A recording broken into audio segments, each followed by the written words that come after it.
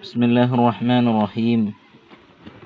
ഫിഖ്ഹിൻ്റെ ചില കിതാബുകളിൽ കാണാം, 3 ആൾക്കാരുടെ നിസ്കാരം അല്ലാഹു സ്വീകരിക്കൂല.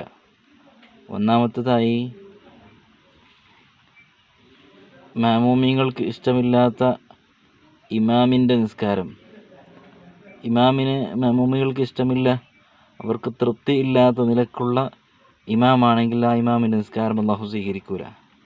രണ്ടാമത്തേതായിട്ട് മഹാന്മാർ പഠിപ്പിക്കുന്നത് ഭാര്യയുടെ നിസ്കാരം. എങ്ങനെയുള്ള ഭാര്യ?